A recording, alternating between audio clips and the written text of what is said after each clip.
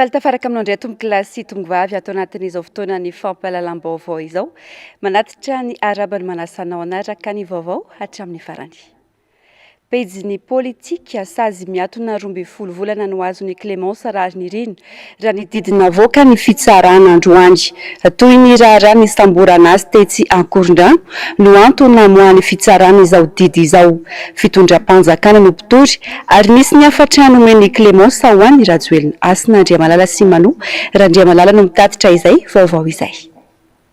Efa laza ampahibe maso i Clémence Rarinirina fa ho candidat ho ben'ny tanàna Antananarivo renivohitra amin'ny fifidianana ho avy. Noho izay antony izay dia nitadiavana fomba rehetra mba hampanginanay hoy Clémence Rarinirina. Toy ny raharaha ny samborana azy tetsy Ankorondrano no ny etsiky ny fikambanany taxi Antananarivo renivohitra na ny FTR ny 9 aprily 2024 no antony ity didim-pitsarana ny voakandroany ity.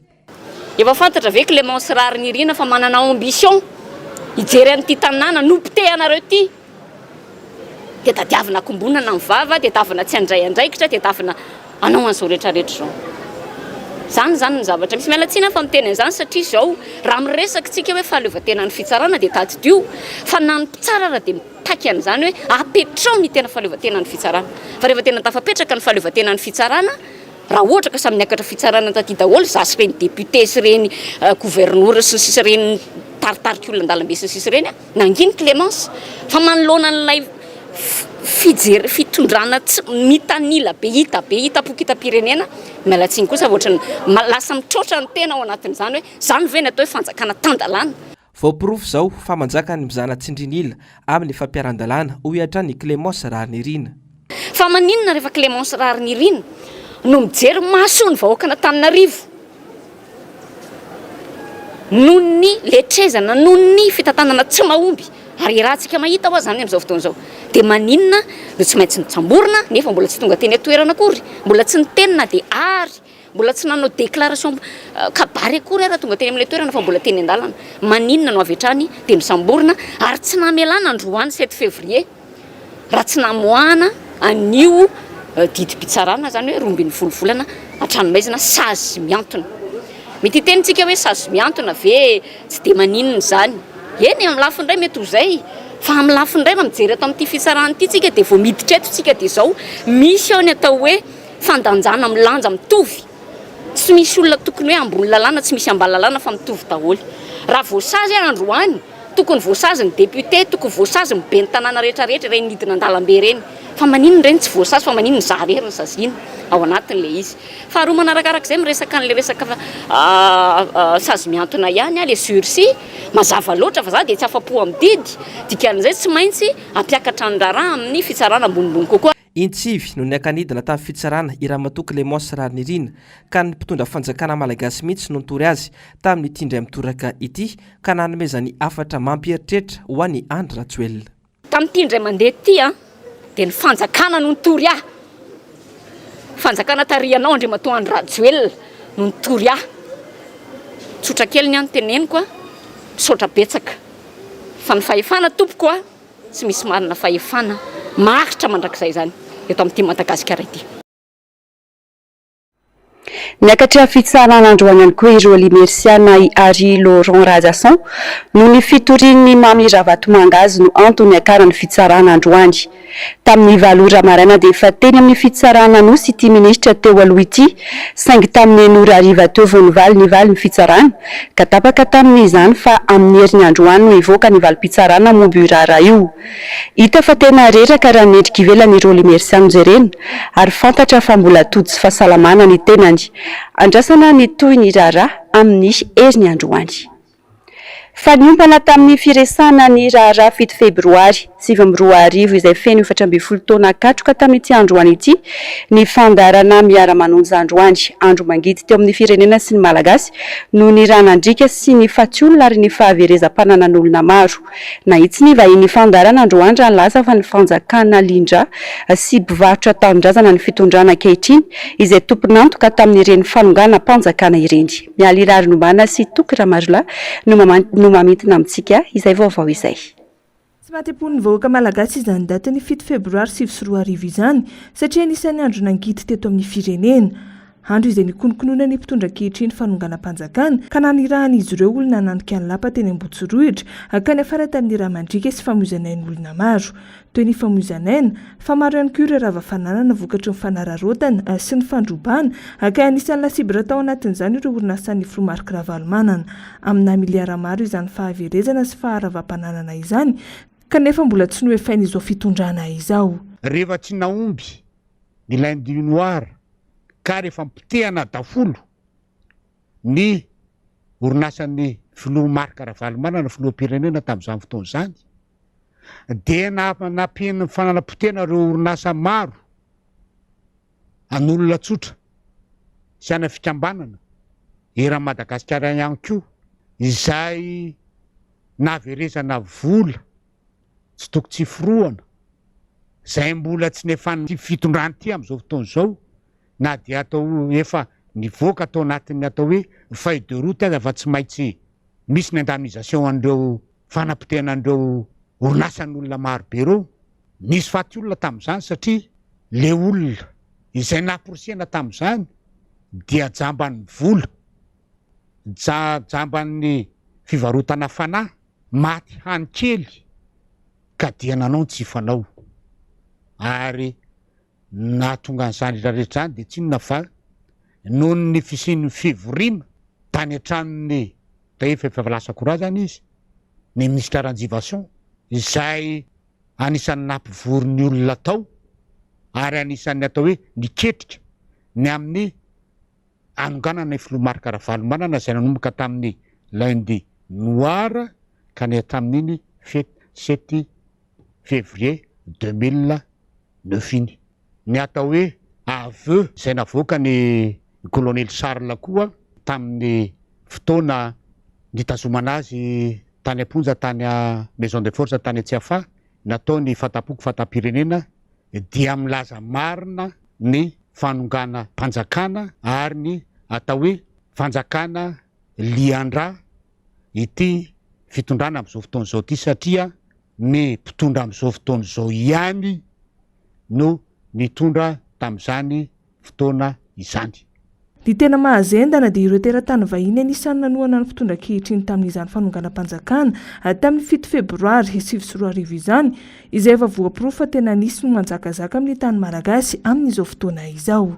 Tamin'izany fotoana izany ny mpiketrika dia nahazo vola tsy toko tsy foroana tamin'ny Ngaiany Rajoelina sy ireo karana maro be mpanohana azy. Ireo atao hoe mpanefoefo teo tamin'ny tany sy ny fanjakana izay mpanefoefo ty hanao tantely hava-drakotra ny fananany haren'ny firenena malagasy izay raha mahita tsy afenina amin'izao fotoana izao tsy afenina amin'izao fotoana izao fa iza ny tompon'ny tany eto Antananarivo samitsika mijery, iza ny tompon'ny fanotofana tany eto Antananarivo samitsika mijery, iza ny tompon'ny tany misy problema tany any amin'ny faritany Toamasina eny any amin'ny faritra Miarinarivo eto amin'ny faritra manodidina Antananarivo iza daholo ny tompon'izany. Izany olona rehetrarehetra izany izay ataoko hoe defa niketrika ampambimamba ny fananan'ny malagasy nefa nanampy an'ny fitondrana amin'izao fotoana izao anokana ny Flomark Ravalomanana tamin'izany fotoana izany dia anisy nahazo ny vola be mpiketrika dia anisy ireo atenatena izay mbola miasa misy miasa amin'izao fotoana izao nahazo vola amatapitrisany dia avy eo misy an'ireo atao hoe mpanatanteraka ny asa amin'izay izay nomena 3 alina 5 alina anatanteraka ny asa ratsy fanambotehana ny orinasan'ny Flomark Ravalomanana sy orinasan'ny olotroza tamin'izany fotoana izany. Ankoatra ny raharaha 7 febroary noresana tao anatin'ny fandarana ihany koa ny mikasika ny raharaha Roly Mercia ity ministra serasera teo aloha ity izay niakatra fitsarana tamin'ity androany ity noho ny fitoriana nataona mpandraraha lehibe iray azy mikasika raharaha fijoroana vavolombelona. Eo amin'izay vaovaon'ny politika izay atrandy nisy ny fanambarana navoaka ny teo anivo ny rodobe ny mpanohitra ho an'ny demokrasia androany. Ankoatra ny firesahana ny raharaha 7 febroary 2024 ny resaka ny mikasika ny fatapera ny feptom-piasan'ny fitondrana ankehitriny sy mikasika ny fividianana ihany koa ny RMDM. Mialy Rarinombana sy Andry Rakotomalala. Atsiarovana ny zava-nitranga tamin'ny taona 2024 sy ireo tetikady ratsy nampiasain'ireo mpanonga-panjakana ka nanaovana ny vahoaka ho fitaovana ny volana janoary sy ny volana febroary. Samy feno 420 taona tamin'ity taona 2024 ity na ny alatsinainy mainty izay notsaroana tamin'ny 20 janoary lasa teo na ny andro ny 7 febroary izay nisiny Ramandrika vokatry ny fanonganam-panjakana tamin'ny taona 2024 io. Nilazany teo anivon'ny RMDM fa nataony mpitondra ankehitriny fitaovana angalana fahefana ireo vahoaka tamin'izany fotoana. Tsy nisy tanteraka akory anefa ireo fampanantenana nataon'izy ireo tamin'izany sy ireo izay nataon'izy ireo tamin'ny taona 2024 ka izao nitondra tany amin'ny fahampotehan'ny firenena tanteraka izay mila fanavotana aingana izao. Nanamafy ihany koa ny teo anivon'ny RMDM fa tsy mpandrobaka fahefana amin'ny hery izy ireo noho izany mitaky ny hanaovana fifidianana madio demokratika tsy misy osoka hialana amin'ny korontana indray fepetra fototra amin'izany araka ny voalaza hatrany dia ny lisy mpifidianana madio tsy misy osoka ary tsy misy doublon. Mialohan'izay anefa takin'ny RMDM ny amoahany seni amin'ny alalan'ny peta-drindrina ireo olona voasoratra ao anaty lisy mpifidianana. Takin'izy ireo ihany koa ny amoahany seni ny tety andro mpifidianana na ny calendrier électoral. Mila fanomanana ireo olona izay vonina ilatsaka hofidiana ka zony tsirairay no mafantatra mialoha izany fa tsy ny mpitondra irery ihany no tokony hafantatra mialoha izany. Ny fisalasalan'ny seni amoaka ireo dia midika fa tsy vonina no sady miandry baiko izy ireo fa tsy manaja ny fahaleovantenany hoy hatrany ny voarakitry ny fanambarana. Mbola mampiayay tanteraka hatramin'izao ny mikasika ny fividianana. Fividianana roa nefa no tsy maintsy tanterahina amin'ity taona ity raha ny lalàna dia ny filoham-pirenena sy ny kominaly. Tsy hainona tatitra mihitsy ny mahakasika ny fividianana kominaly. Tsy ara-dalàna anefa izany raha tsy isy tokoa. Jessica Miray sy Tainena. Tsy voafaritry ny lalàna toy ny fiampitoam-pitantanan'ny filoham-pirenena ny anomben'ny tanàna. Raha ho an'ny filoham-pirenena izao dia manomboka miandro anaovany fianianana no manisa 5 taona. Ka 2 volana mialohan'ny fahafenoany 5 taona katroka no tsy maintsy anatanterahina ny fifidianana. Izany hoe manodidina 7 Novambra 2024. Tsy misy lalàna mamaritra mazava toy izany ny anomben'ny tanàna. Raha ny lojika kosa nefa no arahina, ny fifidianana no ikajiana ny fiampitoam-pitantana amben'ny tanàna iray. Ny 7 Novambra 2024 ny fifidianana ben'ny tanàna farany. Ka tokony ho tanterahina ny 7 Novambra 2024 kosa ny fifidianana ben'ny tanàna manaraka. Fandikan-dalàna ny tsy fanarahana an'izany. Fandikana ny demokrasia ihany koa. Raha izay aloha zany dia tsy manazana lalàna zany raha izay mifipetrana izay. Zay mantsy mahavoantsika nge. Tokony efa namina vintsika tokony fitonana hoe misy élection nge afaka efa taona, misy élection afaka 5 taona satria ny élection affaire de souveraineté nationale. Tokony prioritaire zany élection zany. Dia tokony alambina ny teti-bolana daminana an'izay. Ny saison sesa nge voalazan'ny article 52 amin'ny lalàna mikasika ny élection io le loi organique mihitsy nge dia milaza fa 31 mai jusqu'à 30 novembre ny saison sesa. Mety zany ny élection natao anatin'ny mois de novembre. Ary tratry zany tokony atao zany zavatra zany. Fitsika moa ngamba tsy niomana mihitsy amin'ny fifidianana. Zay ngamba ny tena marina tsy tena lalam-pahamehana amintsika izy nefa dia tena hoe tokony lalam-pahamehana zany obligatoire ny fifidianana zany. Tokony efa jerena mialoha foana zay tety andro zay. Mba tsy hatratra ny hemitra lava ohatran'izao zany tena fipetraka le problème. Hatreto anefa mbola betsaka ihany koa ny tanàna tsy manana ben'ny tanàna. PDS no napetraka ny fanjakana hitantana aminy. Toy ny tanàna Moramanga sy Mahajanga ohatra. Misy fetrany ihany anefa ny fametrahana olona tsy voafidim-bahoaka amin'ireny toerana ireny. Tamin'ity anefa naharitra 4 taona toy ny fitantanana voafidim-bahoaka ihany. Misy fetrany tokoa nge fametrahana PDS. Tsy hoe mipetraka éternellement eo ny PDS ohatran'ny Moramanga ohatra zany. Tsy azo atao nge zany. Eto amintsika hoe misy état de droit. Io nge anisany misy fiantraikany amin'ny fampandrosoana firenena nge le hoe fanjakana tan-dalàna. Fanjakana tan-dalàna dia fanjakana manaja sy mampanaja ny lalàna misy. Ny règlement, ny décret d'application sy lalàna misy sy ny sisa. Zay no manaja lalam-panorenana koa mampanaja lalam-panorenana. Dia tsy vitatsika ve fanjakana ve mba ferme mihitsy amin'ny fanajana izay lalàna zay. satria zay miantoka zay nge ny ankina mifampanosoana getragetra raha ny amin'ny administration territoriale zany a na ty amin'ny administration générale tsy vita moa zany le izy de misy PDS foana marabatongany efa lalàna mametra an'izy io zay tsy fantana firy jour zay a tsy tadidiko tsony zay raha le lalàna 2014-020 iny ny talohan'izay fa tsy mety mihitsy zany ny anaovana an'izay misy délégation spéciale napetraka de misy élection asa 60 jours tsy zay tsy maintsy atao ao arinarina zany ianao manao ny élection atreto tsy mbola misy resaka mihitsy ny fifidianana be ny tanàna na ny fifidianana filoam-pirenena ihany koa azy mbola mampanjavozavo ifampitadiavana ny volana tanterahana azy ny tsy fanatanterahana fifidianana iray amin'ireo anefa dia fandikan-dalàna tanteraka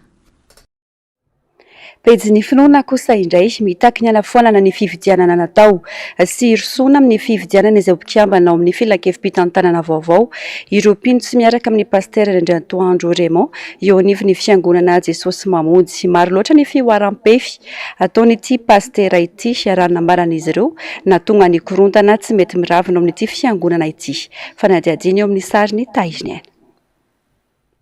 Fototry ny olana tsy mety miravina eo anivon'ny fiangonana Jesosy Mamonjy ny mpitandrina mpitarika azy ireo Andriantoandro Raymond raha ny fanambarana nataon'ireo mpino tsy mankasitraka azy. Maro ny fihoaram-pefy sy ny fandikan-dalàna ataon'izy ireo izay tsy mifanaraka amin'ny lalan'ny fiangonana toy ny fampidirana politika amin'ny raharaha pastoraly. Tsy laharam-pamiana ho azy ireo ihany koa ny famahana ny olana misy ka mampitarazaka ka ny olana hatramin'izao. Tsy misy afa-tsy ny famerenana ny fifidianana ny vahaolana hoy izy ireo. Voalohany fanafoanana voka-pifidianana faran'iny Otsomanak'ery na annulation de l'élection. Faharoa famerenana ny fifidianana ny mpikambana ao amin'ny filakevim-pitondrana na CA sy ny fifidianana ny mpikambana ao amin'ny bureau-ny Vondrombeny Pasteur na BCP Bureau de Collège de Pasteur. Mitarika fisarambazana eo amin'ny sampino ity fifanololana misy eo amin'ny fiangonana Jesosy Mamonjy ity miantsony sy ny vahaolana maritra izy ireo ampiravina ny olana.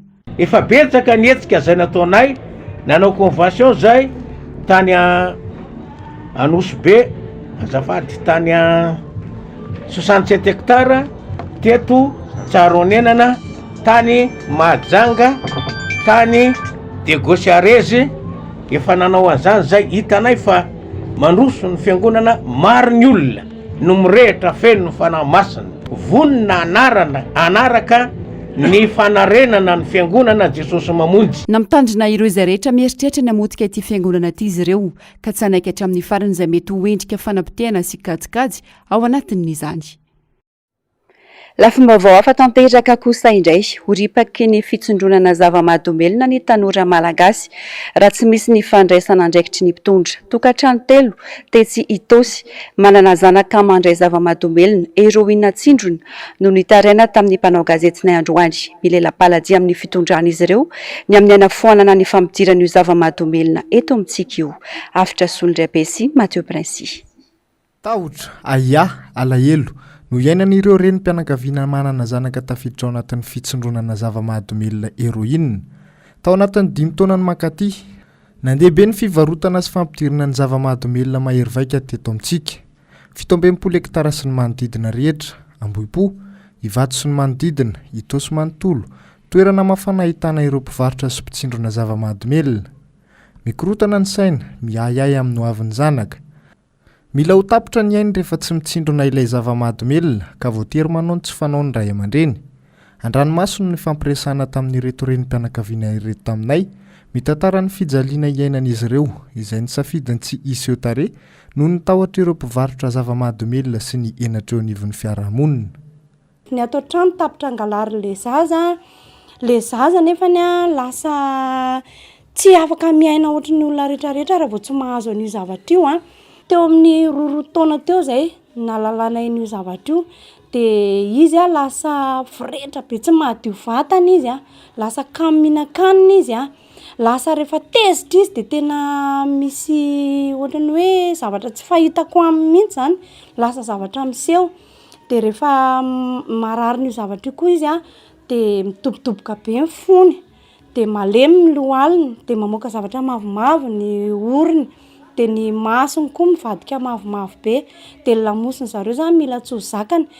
fa lasa tena mitaitena ianao amin'ny alina satria raha vao ohatra ka tsy mahazo fanafody za zany aloha zany de tena miteny koa satria pharmacie zany a rehefa le kizy zany rehefa ohatra ka nikarakarainao izy ohatra ny zanako manokana zao efa nampidirina tany amin'le toerana anareniny de efa sitrana izy mivoaka avy any fa avy eo a en pharmacie indray mbola misy karazana drogue hafa ndray konko tsy omena izy de misy zany hoe amony tena zany foana de efa maka antsy de miororo be zany ianao isan'andro zany miororo foana de tsy maintsy mamoaka vola ianao tsy maintsy mame vola de raha misy zavatra kely fotsiny tsy fanaraka amin'ny fisainana ohatra zany de ny amono na izy mitady amono tena na ny amono anao miteny mananatra na ary ny tena zavatra tsy zakany ray aman-dreny rehetra zay ray aman-dreny manana zanaka manao n'io zavatra io mahita n'io zanany io marary eo anatin'io fotoana ilany n'io drogue io fa tena ohatra ny hoe ho tapitreny eo ny ain'le zanaka ao de rehefa tsy zakanao zany mahita le zanaka ao manao an'izay zavatra de lasa ianao mitady hoe aiza zany ny ahitana n'ity zavatra ity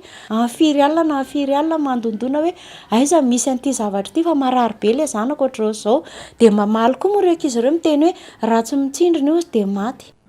Fitalahoana araka izany no ataon'izy ireo ny fitondram-panjakana sy ny mpitandro ny filaminana amin'ny tokony hanafaonana ireo mpivarotra sy ny fampidirana ity zava-mahadomelona mahery vaika ity izay mety mitarika makany amin'ny fahafatesana mihitsy.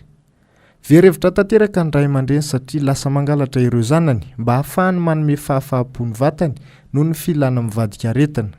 De le zaza ihany koa samborin'ny polisy de mandoha vola 10 alina rahetsy de mivoaka le zaza fa mahagaga hoe maninona le fohy be an'le tena mampiditra an'le izy eto nitsovo foana nefany ataoko hoe olona namono olona zao ohatra hoe efa trandro taty aoriana to hita ihany rehefa avy eo mba eto amin'ity partie an'ny 67 IVO iny manodidina amin'ny Iragasin-Dramala iny amin'iny mpivarotra an'le izy tena feno eo isotra eo tena feno de ny tena mampalahelo raha ohatra zao ny zavatra hoentindreo ankizy ireo valerana 500 000 de marary izy de hoentiny eny an'le mpivarotra de raisin'le mpivarotra valerana 50 000 iny na 100 000 iny zavatra iny de na le ray aman-dreny ara me mahanitra mpangalatra lasa betsaka nefa n'le mahatonga azy mangalatra tsy mangalatra noho ny hoe inona fa noho io zavatra mahazo azy io.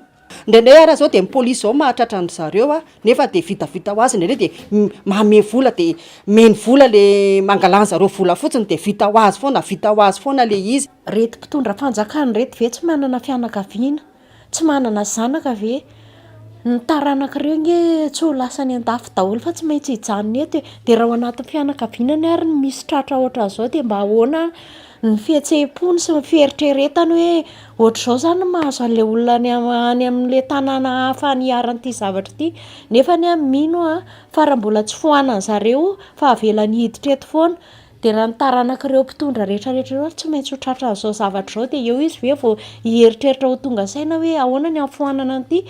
Manodidina ny 5,000 ariary hatramin'ny 1 alina ariary no amarotana io karazana zava-mahadomely io.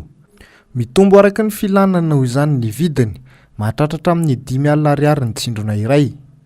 Mampametra-panontaniana ny rehetra ny toy ny fitsarana sy ny fanadihadiana ireo olona sarona amin'ny fampidirana tsokosoko ireny zava-mahadomelona mahery vaika ireny. Isan'ny voasika tamin'ny famelana malalaka ireo mpivarotra ny mpitandro ny filaminana. Amorotevana no avin'ny tanora malagasy amin'ny fiparitany zava-mahadomely eto amintsika.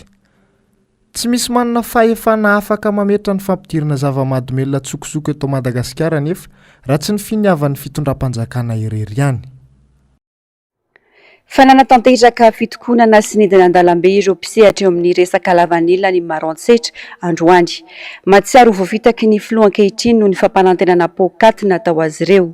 Nilanja sora-baventy ireo mpitokona ireo ka anisan'ny voarakitra tao anatin'izany hoe Andriamatoa Filoha, talohan'ny fividianana napetraka anao taminay ny fitokisana ary novalinay taminao fa manino ndraiky amin'izao ny fitokisanay anao ny vadinao. Manameloka ny filoham-pirenena ho tompon'andraikitra amin'ny zava-misy ianan'izy ireo ihany koa ireo mpisehatra sy mpamboly lavanila. Ireto mpisehatra any an-toerana ireto izay mangataka ny anafoanana ny prix planche FOB $250 mitaky ny analalana ny fahazon-dalana manondrana lavanila ihany koa izy ireo. fa iverina hitokona indray ny pirakidrara raha tsy mivaly ny fitakian'izy ireo. Tsy mahavaolana ny ministry ny fitsarana ka angatan'izy ireo ny alàny ministra satria tsy mahatapa-kevitra no sady mandray fanapahan-kevitra tsy ampiverana miaraka ministry ny volana sy ny toe-karena. Asin'Andriamalala sy Manor'Andriamalala. Tsy mahavaolana ny ministra ny fitsarana ary tsy mahavita mama ny fitakian'ireo pirakidrara. Ankoatr'izay dia mandray fanapahan-kevitra tsy manara-dalàna ity ministra ny fitsarana ity satria fantatra fa izy sy ny ministra ny fitantanam-bola sy ny toe-karena dia samy manapaka karaman'ireo mpiasa ny grevy ny taky ny zony ary tsy nandoa ireo prima tokony nosotrahan'ireo mpiasa raha ny fanazavana. Ary tena tianay atsimpiana mazava zany hoe raha tena tany-tandalàna Madagasikara zany ve natao hoe tany-tandalàna ny ministra ny fitsarana ve mba manara-dalàna amin'izany hoe resaka noty no anovana lalàna izany resaka taratasy tsotra ifanaovana ministra roa ministeran'ny finance sy ministeran'ny fitsarana mahatapaka karamana olona zany ve natao hoe tany tandalàna vokatr' zany rehetra zany mitaky zahay ministra mahatapa-kevitra ministra mahavaolana satria ny ministra amin'izao fotoana zao dia efa nampitondra hafatra anay tamin'ny alalana solombavambahoaka anankiray hoe tsy manana vaolana amin'ny fanjakana fa tsy misy vola fa raha mihetsika ny pirakidrara ny anjaraka mampandehany juridiction ka dia sazy ihany aloha no amena azy ireo raha mbola misy ny fietsihany izany ve ny olona mitantana anty ministera tya fa ny baiky nomeny filoham-pirenena dia hoe mampandehany juridiction zay ihany ny andraikitro ka tsisy ninina hampandehany juridiction raha tsy ny fanapahana ankaramandreo amizay tsisy masamihetsika ireo dia milamina ny fitsarana zay zany no valiteny nomeny zany ve le fanomezatoky hoe mijanona aloha nareo dia tadiavana momba anareo dia avy rehefa nijanony zay karaha matapaka menasy mandeha ary amin'izao fotoana zao efa misy attaque personnel mihitsy mandeha zany ny zavatra mitranga amin'izao fotoana zao ary tena mitaky zay ministra vaovao mahatapakahatra mahavaolana fa tsy ministra mpanao ahatozay sy mpanao didiky felehibe tahaka an'izao. Araka izany dia mafy ny hetsika ataon'ireo syndicat ny pirakidrara raha tsy azo io karaha matapaka sy prime tsy voaloha io. Karaha maray volana novambra iny sy ny prime ny tapahanareo tsy hanaiky zahay miampy le revendication anay mbola mitohy zay ny zavatra ataonay zany tsy ekenay raha tsy azo ny karama volana novambra sy ny prime zay nitapahany zareo tsy hanaiky zahay pirakidrara zay zany ny tena hazavana aminareo eto fa ho avy mafimafy kokoa an'io ary tsy ho voafehy rindrina efatra ity intsony tsy ho voafehy ny rindrina efatra ity intsony zahay fa hivoaka andalambe handeha hakena ministera na ina ministera faravotsy ina fitsarana na ina ministera ny finance handeha hoeny zahay hitaky an'io avolao ataony fanjakana zay ataony fa zahay fa vonona hiandry am'izay ataonareo anay. Anatanteraka fivorimbeny 4 febroary ho avy zao ny syndicat ny pirakidrara ireto ary inona hitsoka tanteraka indray ny fitsarana satria tsy misy fitsarana mandeha raha tsy misy pirakidrara hoy izy ireo androany. Vaovao ny fampianarana ambony hevitra maro no nivohitra nandritra ny filan-kevim-pireneny CSS tany Toamasina ny faran'ny volana janoary teo. Isan'izany fanomboha ny fampianarana nisy androany ny fivorian'ny CSS Tetsy Ankatso nanamafisana ny filan-kevim-pirenena. Jessica Miray sy Tairiny. No tanteraina tany Toamasina ny 20 sy ny 17 janoary lasa teo ny filan-kevim-pireneny CSS. Anisan'ny vohitra tamin'izany ny fiverenan'ny CSS amin'ny fampianarana indray amin'ny ity volana febroary ity. Miantso ny tompona andraikitra rehetra kosa nefa ny CSS samy andray ny andraikiny. Toy ny digitalisation izay tsy mbola voafeky miteraka olana eo amin'ny fizarana afa-tsy-pianarana. Eo ihany koa ny fibodona trano ataon'ny mpianatra efa nahavita fianarana eny amin'ny trano fonena ny mpianatra. Nilaza ihany koa izy mba hiarovana ny fananana iombonana aty amin'ny université sy ny fananana iombonana rehetra. Ny resaka ihany koa mikasika ny atao hoe fiainam-pirenena atao anatin'ilay izy. Firenena kely mikasika ny fidirana dia nanapaka zany tao anatin'izay fa manomboka tamin'ny volana febroary ity manomboka amin'ny fampianarana ary mangataka ny ministera mba hampivorana ireo tompona andraikitra hametra ny fepitaona mety avy tany izay fampianarana izay. Zay zany anisan'ny fehi-kevitra lehibe nivoaka nandritran'izay conseil national zay dia angamantsika efa samy mahita fa efa miroso amin'ny fidirana daholo ny sampana enina eto Madagasikara hitantsika zany anisan'izany eto amin'ny sampana Antananarivo. Anisan'ny noresahan'ny CSS ihany koa moa ny mikasika ny izo sy ny asin'ny mpampianatra mpikaroka. Eo ohatra ny fizakantena ny université ny famoahany fanjakana andidim-panjakana mifeny allocation de recherche et d'investigation. Ijany eny Ankatso ihany isika ato anatin'ity fanadihadiana manaraka ity, tsy mbola niravina ny olona ny mpianatra Maitrano ny taona 2024 eny Ankatso. Taorian'ny fitokonana nataon'izy ireo omaly, ny roso tamin'ny fiadiana fototra avy hatrany tompon'andraikitra, saingy androany maraina ny atondray ny asa no ny tsy fampiny fitaovana ranambarany mpianatra. Moritrisi Kamiray sy Tahiny Anatrany. Ny taona 2024 no mainy bloc amical 2 eto Ankatso noho ny fifampikasoan'ny herinaratra. Efa bolana fe-potoana nomeno fanjakana fa hanamboarana ny trano tamin'izay. 5 telo taona aty aoriana tsy mbola vita ny ampahany amin'ny trano. Tsy misy afa-tsy 18 porta no vita hatreto. Tsy vita akory ny finition tamin'ity trano ity fa ny mpianatra no nametraka varavarana, nanao ny dalary sy ny installation jiro rehetra. Ny roso tamin'ny fitokonana ny mpianatra omaly satria mbola maro no tsy manana trano ipetrahana.